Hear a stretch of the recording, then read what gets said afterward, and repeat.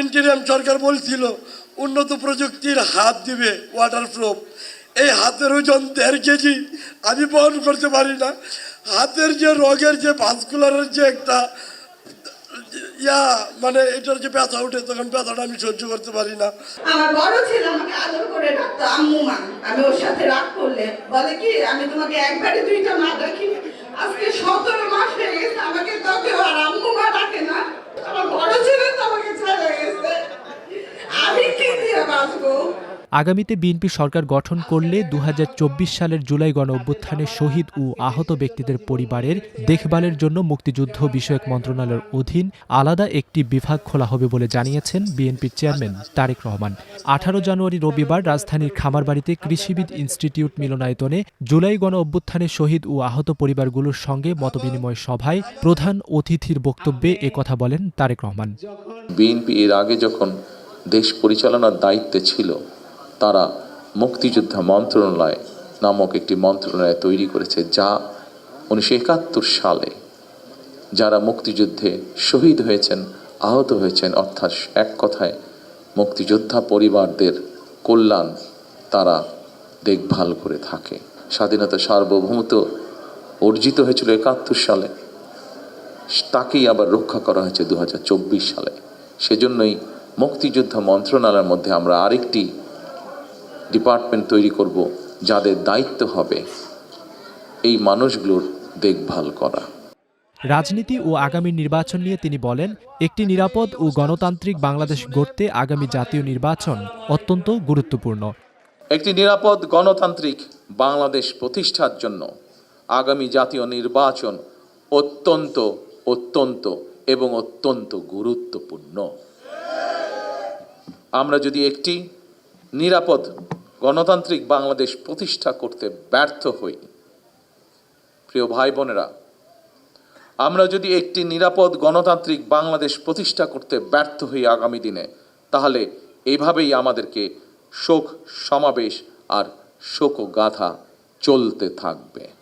সুতরাং আর শোকগাথা বা শোক সমাবেশ নয়, বরং আসুন গণতান্ত্রিক আমি মানুষ আগামীর বাংলাদেশে গণতন্ত্রের বিজয় গাথা রচনা করবে ইনশাআল্লাহ। অনুষ্ঠানের শুরুতে জুলাই আন্দোলনের শহীদ ও আহতদের পরিবারের সদস্যরা তাদের অভাব, অভিযোগ ও দাবির কথা তুলে ধরেন। তারা আশা প্রকাশ করেন, ভবিষ্যতে বিএনপি ক্ষমতায় আসলে প্রতিটি গুম ও হত্যার নিরপেক্ষ বিচার নিশ্চিত করা হবে। এ সময় মিলনায়তনে উপস্থিত অনেককেই আবেগপ্রবণ হয়ে পড়তে দেখা যায়। আমার বড় ছেলে আমাকে আদর করে ডাকতো আম্মু মা। আমি ওর সাথে রাগ করলে বলে কি, আমি তোমাকে একবারে 2টা মা ডাকি। আজকে 17 মাস হয়ে গেছে, আমাকে তো কেউ আর আম্মু মা ডাকে না। আমার বড় ছেলে মারা যাওয়ার 1 সপ্তাহে আমি বলছিলাম, জিসান অসুস্থ ছিল, যে জিসান তুমি আমাকে ছাইড়া যাও না। আমার বড় ছেলে আমার পাশে শুয়ে বলছিলাম, জিসান ছেড়ে গেল, আমি যাবো না। আমার বড় ছেলে তো আমাকে ছাইড়া গেছে, আমি কি দিয়ে বাঁচবো? আমার জিসান এখন বললাম, আমার কিছু নেই, তোমাকে আমি কার কাছে রাখা যাবো? আমাদের তো কেউ নাই, আমি ছাড়া তোমার কেউ নাই, তুমি ছাড়া আমার কেউ নাই। আমি এতটুকু বিশ্বাস করি, বিএনপি ইনশাআল্লাহ ক্ষমতা গেলে ইনশাআল্লাহ আমাদের পাশে দাঁড়াবে, আমাদের সন্তানদের বিচার ওনাদের প্রায়োরিটি যে প্রথম পর্যায়ে থাকবে। ইন্টারিয়াম সরকার বলছিল উন্নত প্রযুক্তির হাত দিবে ওয়াটারপ্রুফ। এই হাতের ওজন 1.5 কেজি, আমি বহন করতে পারি না। হাতের যে রোগের যে ভাস্কুলারের যে একটা মানে এটার যে ব্যথা উঠে, তখন ব্যথাটা আমি সহ্য করতে পারি না। তাই আমি বলতে চাই, তারেক রহমানের মাধ্যমে আমাদের ইম্পোর্টের যারা হাত পা হারাইছে সকলকে যাতে উন্নত প্রযুক্তির হাত দিয়ে পুনর্বাসনের কাজ শুরু করে। আমার ভাই প্রথম শহীদ, যে তাকে প্রকাশ্যে গুলি করা হয়েছে, বিভিন্ন মিডিয়াতে সরাসরি লাইভ টেলিকাস্ট করা হয়েছে।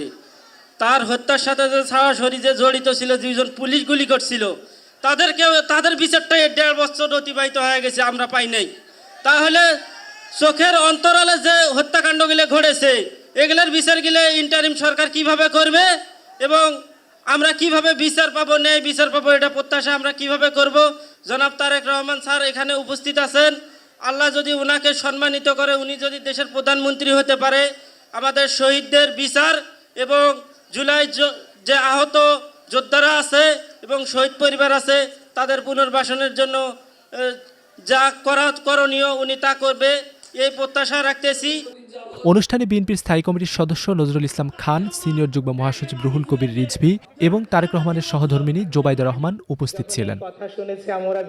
শাহাবুদ্দিন, প্রথম আলো, ঢাকা।